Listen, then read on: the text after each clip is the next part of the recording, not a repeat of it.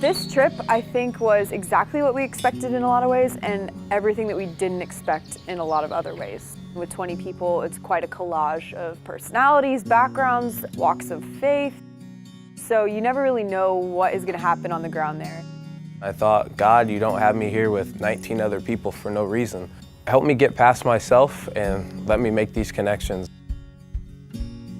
I was praying to kind of see what my role would be, how God would use me in this. I didn't think this trip was gonna have this huge effect on my life or anything major. As I went there and I started working with people, as I started seeing the need, it just kind of started confirming what God has called me to do. We just got to jump into other people's homes and shoes and culture for the week. We arrived at school bright and early, 5:30 in the morning. 5 a.m., welcome to missions. When we got to the tri-rail, that's when it started setting in that I'm really going to Guatemala right now. Went to the tri-rail, rode it, was actually really peaceful. I was actually really reluctant on wanting to go on the trip because I knew that we had to take a plane to Guatemala. And I was like, I am not a fan of flying. My stomach dropped. I was like, okay, here we go, plane time. This is crazy.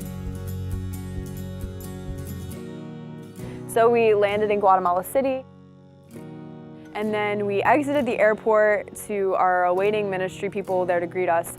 And you see these big buses called chicken buses, which was the most fun transportation I've ever had.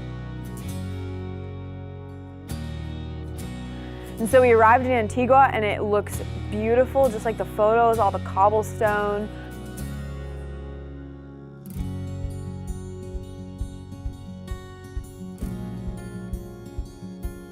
Prayer ministry in a foreign country is one of the most humbling experiences that you'll ever have, and it really shows you a lot about what is prayer at its core. That's when you really do rely on God and the Holy Spirit.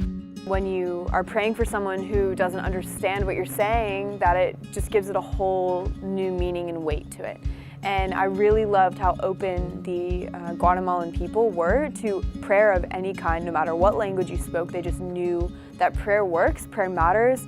There was a need. People wanted prayer. People needed Jesus, and I was able to speak their language. At one point, I had a guy come up to me and just really wanted to pray for him. And at the end of the prayer, we both started crying. And it was just powerful because God doesn't have a border when it comes to language. My highlight when I was praying for somebody was this woman. She told me that she needed prayer because her back was hurting. If both of us believe, then something can happen. So we started believing and we started praying.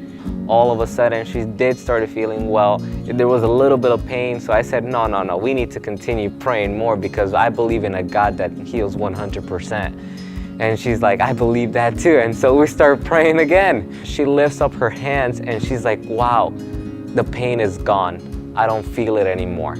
How often do I just ask for prayer like that with the belief that something's actually going to happen? God, you brought me here to see this, to see what you can do through me.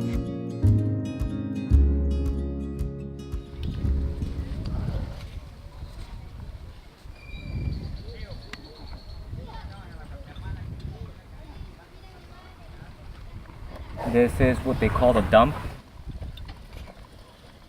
This is the lowest of the lowest class, you could say, and they actually make a living right here. People are just sitting down in trash. I come from a country where it's almost like that.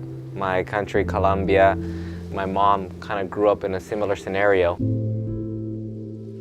People were taking the trash that they could find in the giant dump area. The cardboard, they will make it as their floor, and they'll grab any piece of any rod or anything that they could stand up and try to make their roof with another cardboard.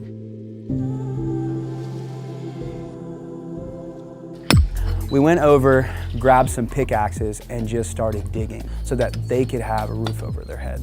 We were actually digging out footers for houses to go in. There were currently buildings already there from just teams progression coming and coming and coming.